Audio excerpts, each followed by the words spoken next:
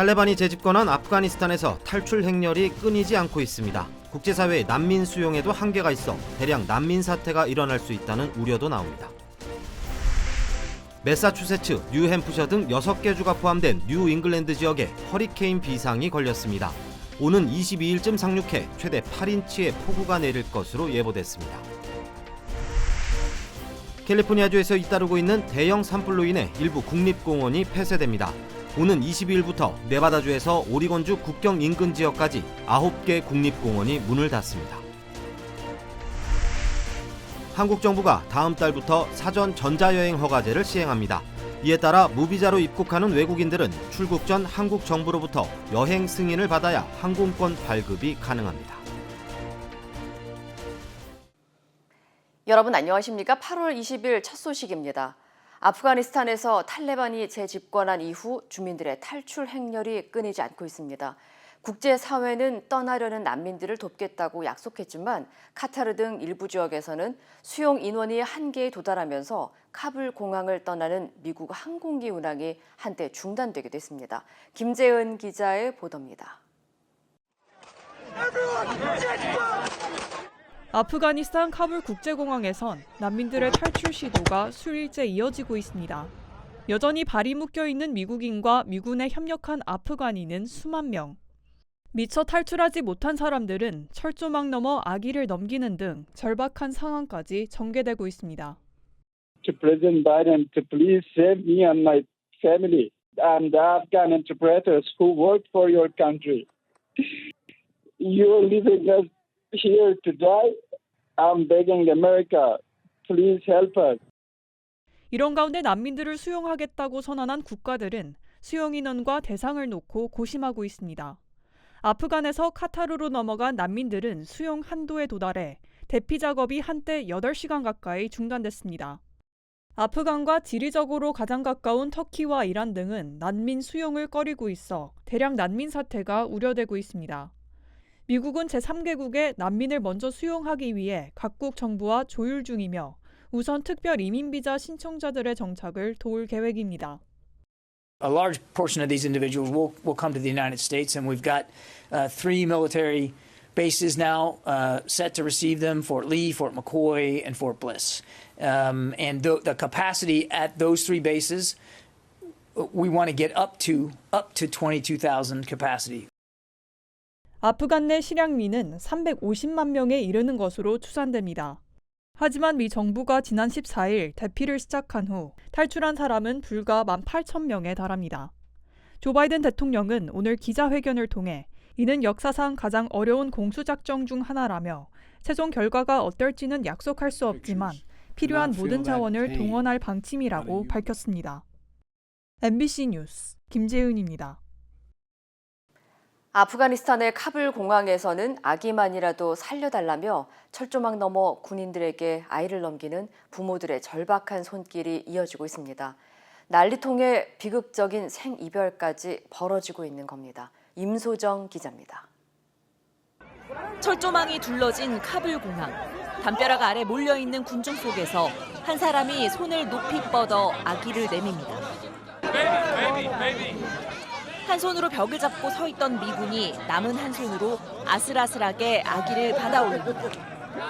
마음이 급한 나머지 철조망 안으로 아기를 던지려던 부모는 끝내 실행에 옮기질 못합니다.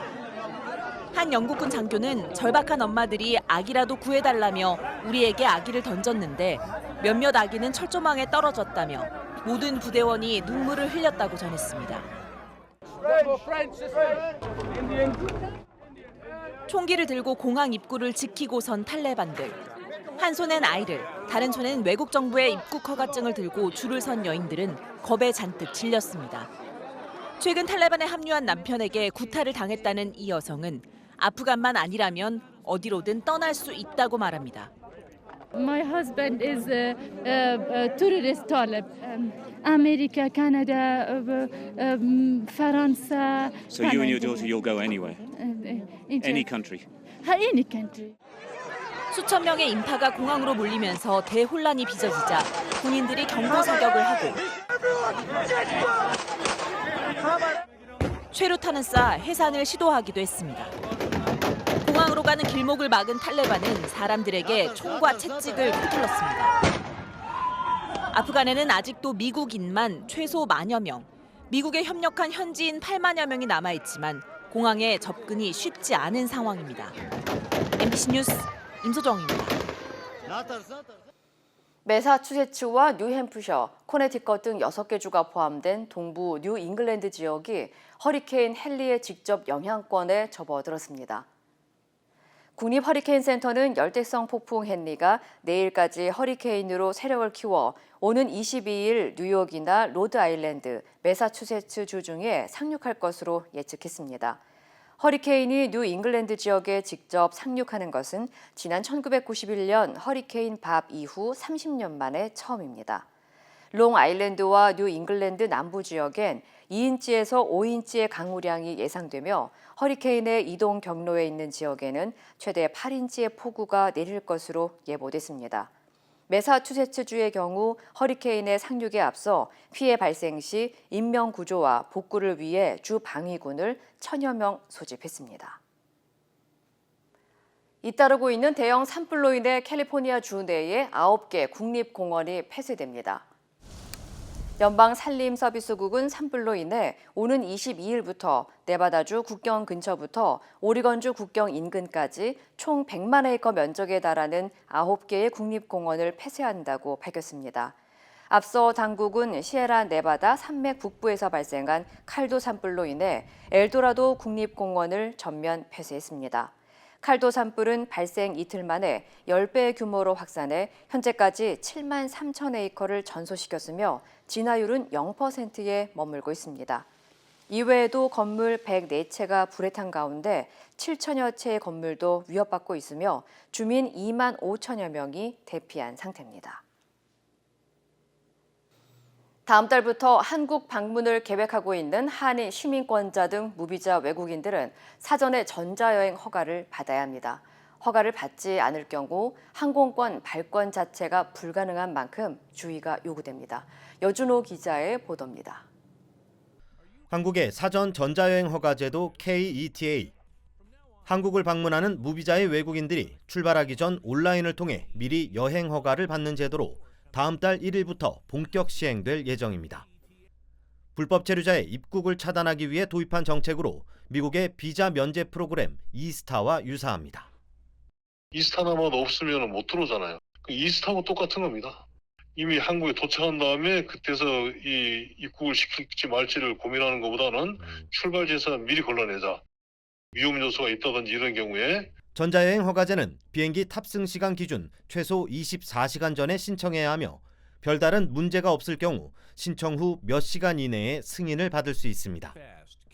특히 전자여행 허가를 받지 못할 경우 항공권 발권 자체가 불가능한 만큼 여행객들의 주의가 요구됩니다. 다만 한국 외국인 등록증이나 한국 비자 소지자 등 이미 사전 입국 절차를 거친 사람들은 따로 전자여행 허가를 받지 않아도 됩니다. 유학생도 있고 교수도 있고 직업활동하는 사람 또는 재외동포 비자 가지고 아직 2년씩 있는 사람 이런 사람들은 이미 비자가 있기 때문에 그분들은 이제 이게 전자여행 허가가 없어도 되고 전자여행 허가는 한국 정부가 운영하는 KETA 전용 웹사이트와 애플리케이션을 통해 신청할 수 있습니다. 전자여행 허가를 받기 위해선 수수료를 내야 하며 한번 허가를 받으면 2년 동안은 다시 받을 필요가 없습니다. MBC 뉴스 여준호입니다.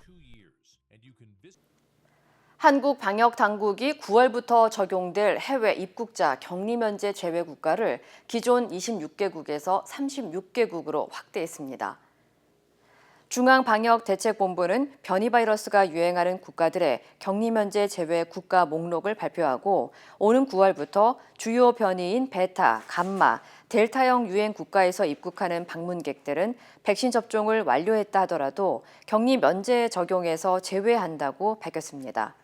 격리 면제 국가는 일본을 비롯해 람다 변이 유행국과 남아프리카 공화국, 모잠비크, 브라질, 베트남 등 36개국으로 기존 명단에서 3개 국가가 제외되고 13개국이 새로 추가됐으며 미국은 포함되지 않았습니다. 방역 당국은 앞으로도 변이 바이러스 유행국을 종합적으로 판단해 격리 면제 제외 여부를 조정할 예정이라고 전했습니다. 한인 넷플릭스 전 직원 5명이 내부 정보를 주식 거래에 활용해 수백만 달러의 부당 이득을 챙긴 것으로 드러났습니다. 미국 증권거래위원회 SEC는 넷플릭스 소프트웨어 엔지니어 출신인 3명과 또 다른 직원 2명은 지난 2016년부터 2019년까지 넷플릭스 가입자 정보를 외부에 공식 발표되기도 전에 입수해 이를 주식 거래에 활용했다고 밝혔습니다. 이로 인해 이들이 거둔 부당 이익은 300만 달러에 달하는 것으로 전해졌습니다. SEC는 이들은 암호화 메시지 애플리케이션을 통해 정보를 공유했고 넷플릭스를 퇴사한 후에도 내부 동료들로부터 정보를 넘겨받은 것으로 조사됐습니다. 한편 이들 중 4명은 연방검찰에 의해 형사 기소된 상태며 2명은 변호사를 통해 부당 이득을 챙긴 혐의에 대해 유죄를 인정했습니다. 최근 캘리포니아주 구규림 지역에서 한 한국계 미국인 여성과 남편 그리고 딸이 숨진 채 발견돼 경찰이 수사에 나섰습니다. 마리포사 카운티 셰리프국에 따르면 지난 17일 한국계 미국인 엘렌 정과 남편 존 게리 씨, 1살 된 딸 등 3명이 시에라 구규림에서 멀리 떨어진 외딴 지역에서 숨진 채 발견됐습니다.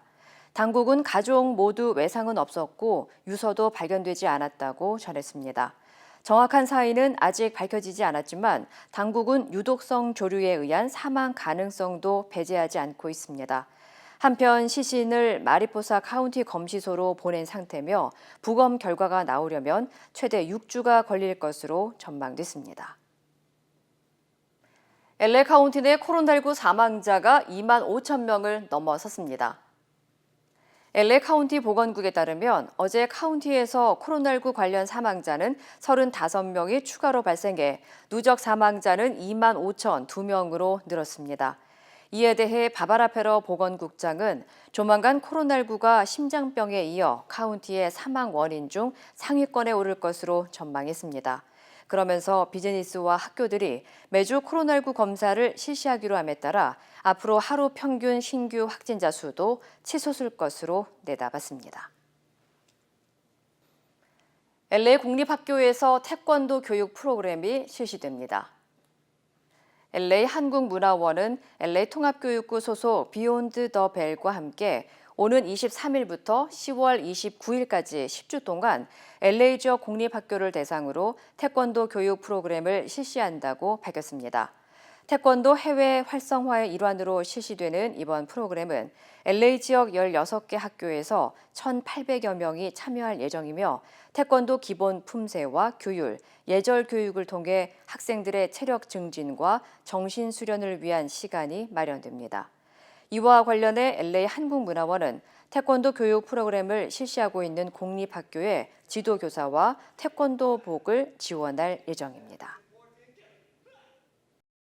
경기관광공사 사장으로 내정됐던 황교익 씨가 자진 사퇴하면서 이재명 지사에게 제기됐던 이른바 보훈 인사 논란은 일단락되는 모양새인데 지난 6월 쿠팡 화재 당일 이재명 후보가 황 씨와 먹방 유튜브 촬영을 한 게 밝혀지면서 또 비판이 나오고 있습니다. 조명아 기자입니다. 보훈 인사 논란의 당사자인 황교익 씨가 소모적 논쟁을 하며 일을 하기엔 무리라며 경기관광공사 후보직에서 사퇴했습니다. 이낙연 후보를 향했던 정치적 막말도 정중히 사과한다고 밝혔습니다. 이로써 이재명 후보에게 제기된 보훈 인사 논란은 일주일 만에 일단락되는 듯 보였습니다. 하지만 황 씨 관련 논란은 지난 6월 이천 쿠팡 화재 당시 이 지사의 행적으로 옮겨부터 재점화됐습니다. 화재가 발생한 지난 6월 17일 예정된 경남 지역 방문 일정을 소화 중이던 이 지사가 늦은 저녁까지 황 씨와 이른바 먹방 유튜브를 촬영했다는 게 문제가 됐습니다. 대선 경쟁주자들은 경기도 재난 책임자로서 무책임한 행보라고 비판했고 지사 사퇴론도 다시 거론됐습니다. 지사로서의 업무를 벗어나는 의심을 받을 만한 일이 없으면 그런 얘기도 안 나오겠죠. 도지사는 즉시 업무에 복귀하고 또 현장을 살폈어야 한다고 저는 생각합니다. 이재명 지사도 적극 반박에 나섰습니다. 실시간으로 화재 상황을 보고받았고 행정부시장에게 현장 대응도 지시했다며 다음 날까지 예정됐던 경남 일정들을 다 취소한 뒤 화재 현장으로 달려갔다는 겁니다. 영상을 찍기 위해서 지연됐다고 하는 것은 정말 사실을 왜곡한 말도 안 되는 공격이죠. 다음 날 일정을 취소하니까 올라올 수 있었던 거죠. 경기도도 당일 이 지사의 시간대별 지시보고 사항과 대응 조치를 공개하면서 애끓는 화재 사고를 정치 공격의 소재로 삼지 말아달라는 입장을 내놨습니다. MBC 뉴스 조명아입니다. 후보 토론회를 놓고 시작된 국민의힘 내 갈등 양상이 일단 숨고르기에 들어간 모양새입니다.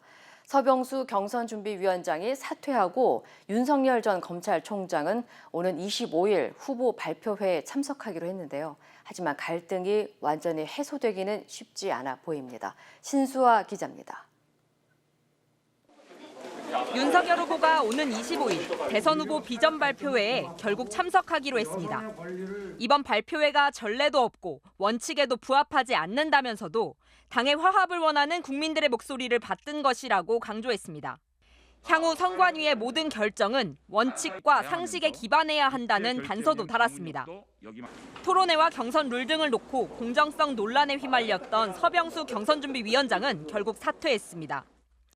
이런 당내 분규와 갈등이 저희 경선준비위원장 사퇴와 선거관리위원장 맞지 않겠다는 이런 결정으로 인해서 정리가 되기를.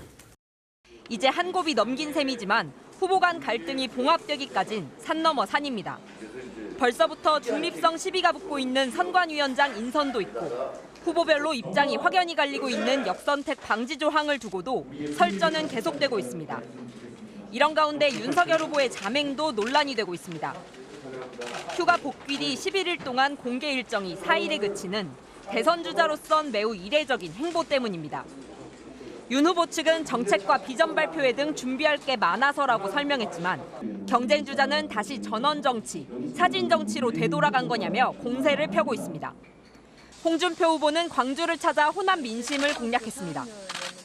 탄압을 주도했던 그 세력의 후예라는 거죠. 그분들하고는 사실상 저희 당이 다 단절을 했습니다.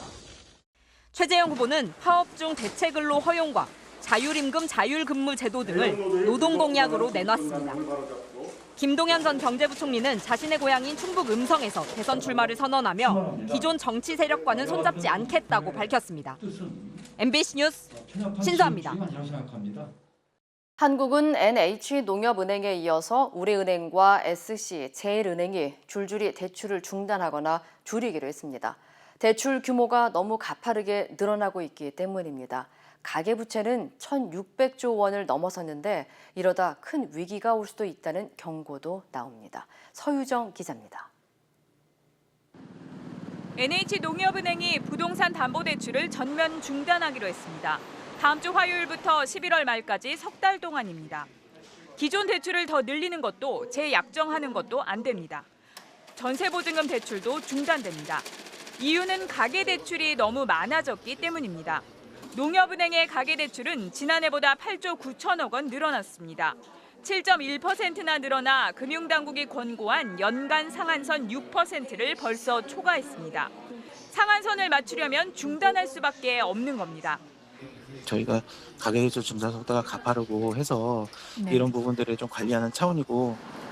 은행들이 줄줄이 대출을 조이고 있습니다. 우리은행은 9월 말까지 신규 전세 대출을 중단하고 SC 제일은행도 부동산 담보대출을 축소하기로 했습니다. 카카오뱅크는 개인 신용대출 한도를 연소득 수준으로 제한하는 방안을 검토 중입니다. 가계대출은 사상 최고 수준입니다. 올해 1분기 기준 1,660조 원, 1년 전보다 10% 가까이 불어났습니다. 이렇게 풀린 돈이 부동산으로 쏠리면서 올해 수도권 아파트값은 평균 11%나 치솟았습니다. 만약 거품이 꺼지기라도 하면 돈 빌린 사람들은 물론 은행들까지 위험해지는 최악의 위기가 올 수도 있습니다. 다양한 리스크가 일시에 몰려오는 소위 퍼펙트 스톰이 발생할 수도 있습니다. 새 금융위원장 후보자도 가계부채 증가세를 잡기 위해 모든 수단을 총동원하겠다고 말했습니다. 온라인에는 집을 어떻게 사라는 거냐, 이사가 코앞인데 대출이 막히면 어쩌냐는 불만이 올라오고 있습니다. 4대 시중은행은 아직 대출을 계속 해주고 있지만 대출 조이기는 더 확산될 것으로 보입니다. MBC 뉴스 서유정입니다.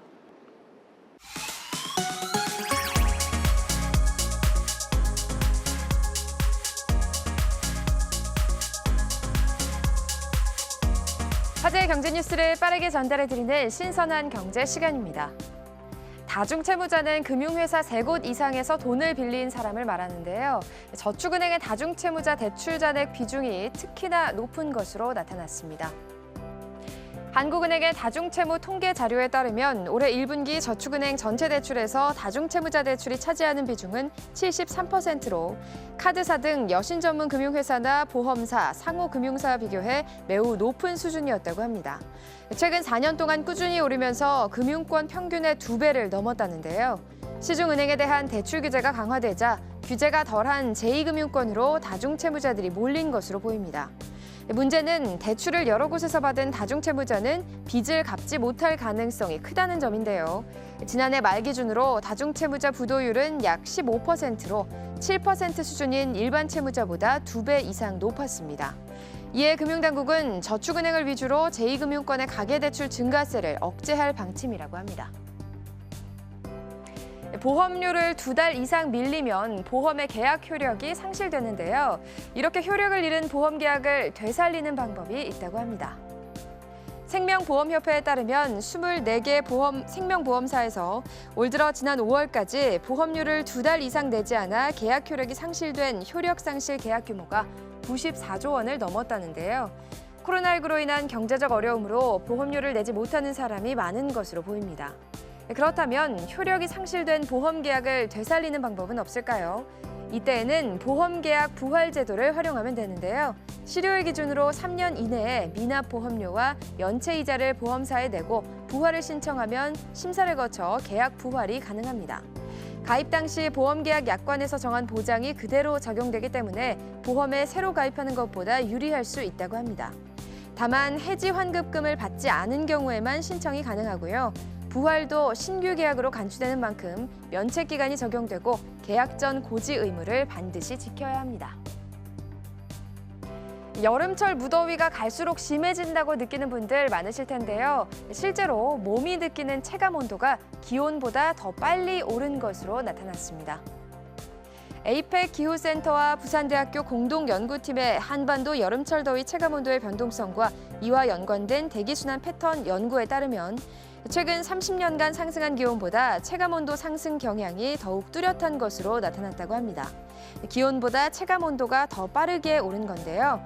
30도를 넘는 체감온도는 지난 1981년부터 2009년까지 29년 동안 우리나라에서 연평균 53일 발생했지만 2010년부터 2018년까지 9년 동안에는 57일 발생한 것으로 조사됐다고 합니다. 체감온도는 같은 기온이라도 습도가 높으면 상승하는데요.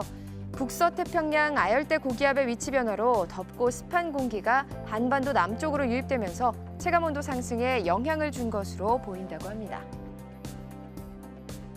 그동안 서울 주요 재건축 아파트 단지에는 층고 제한 규정이 있어서 일정 높이 이상으로는 건물을 짓기가 어려웠는데요. 서울시가 층고 제한 규제를 폐지할 방침이라고 합니다. 서울시는 최근 여의도 재건축 단지 관계자들과 만난 자리에서 시가 요구하는 공공기여비율 등에 협조할 경우 15층 이하 규제 완화와 같은 인센티브를 줄 수 있다는 뜻을 전했다고 합니다. 시 관계자는 층고 제한을 당장 완화해주겠다는 것은 아니고 인센티브 중 하나로 검토할 수 있다는 것이라면서도 그동안 규제 일변도로 적용한 층고 제한을 조정하겠다는 것이 기본 방침이라고 설명했다는데요. 현재 3종 일반 주거지역은 35층 이하로, 한강변 아파트는 사실상 15층 이하로 층고를 제한하고 있는데요. 이번에 서울시가 층고 제한을 폐지할 수도 있다는 방침을 밝히면서 재건축 시장의 기대감이 커질 전망입니다. 지금까지 신선한 경제였습니다.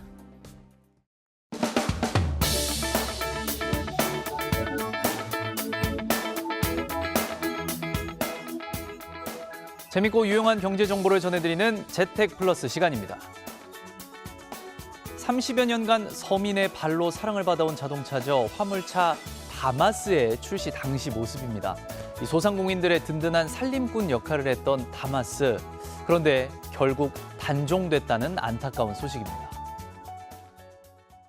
간단한 지금 뭐 골목 같은 데 다니기 좋고 좁은 길에 경제성도 좀 좋고 그러니까. 지난달 판매된 다마스는 0대. 지난 6월 14대를 마지막으로 재고차가 모두 판매되면서 다마스는 이제 공식적으로 단종차종으로 분류됩니다. 서민의 차로 대표되는 다마스와 형제차 라보의 누적 판매 대수는 45만 대에 달하는데 금융위기 직후인 2010년에는 한 해에만 3만 대 넘게 팔리기도 했습니다. 작은 몸집에도 넉넉한 적재량과 뛰어난 연비를 갖춰 소상공인의 사랑을 받아왔지만 지나치게 낮은 가격이 제조사에겐 늘 어려운 숙제였습니다. 수익성을 유지하기 힘든 데다 갈수록 강화되는 안전 관련 규정도 추가 투자나 기술 개발 없이는 충족시키기 어려웠기 때문입니다. 수차례 단종 결정이 내려졌지만 이를 반대하는 소상공인들의 반대에 번번이 부딪혀 겨우겨우 수명을 연장해왔습니다. 하지만 지난 3월 결국 다마스의 생산 중단이 결정됐고 마지막 재고 차량까지 모두 판매되면서 다마스는 이제 역사의 뒤안길로 사라졌습니다. 1,000만 원도 안 되는 가격에 판매되던 다마스를 대체할 마땅할 차량이 없다 보니까 소상공인들의 고민도 커질 것 같은데요. 지난번 소개해드린 중국의 저가 전기차처럼 저렴한 가격에 넉넉한 적재량을 갖춘 제2의 전기 다마스의 등장도 기대해 보겠습니다. 요즘 삼겹살 가격이 심상치가 않습니다. 코로나19로 어려운 상황 속에 아프리카 돼지 열병까지 확산 조짐이 나타나면서 가격 상승 압박이 커지고 있습니다. 3월 3일 삼겹살 데이를 맞아 돼지고기를 평소보다 30% 넘게 저렴하게 팔고 있습니다. 매년 삼겹살 소비 촉진을 위해 할인 행사까지 벌였던 서민 음식 삼겹살이지만 불과 몇 달 사이 상황이 급변했습니다. 한국농수산식품유통공사에 따르면 국산 냉장 삼겹살 100g의 소매 가격은 지난 18일 2,630원으로 삼겹살 데이 행사를 하던 지난 3월보다 무려 756원, 40%나 올랐습니다. 전반적인 돼지고기 가격도 작년보다 약 10%, 평년보다는 17%나 올랐습니다. 추석이 한 달 앞으로 다가오면서 전반적으로 물가가 오르고 있는 데다 이달 들어 아프리카 돼지열병까지 강원도 고성과 인제에서 잇따라 발병하면서 가격 불안 요인이 높아지고 있기 때문입니다. 하지만 정부는 올 상반기 돼지고기 공급이 최근 5년 중 가장 많았고 아프리카 돼지열병으로 인한 살처분 규모가 아직 크지 않다며 수급에는 큰 문제가 없을 것으로 분석하고 있습니다. 지금까지 재택플러스였습니다.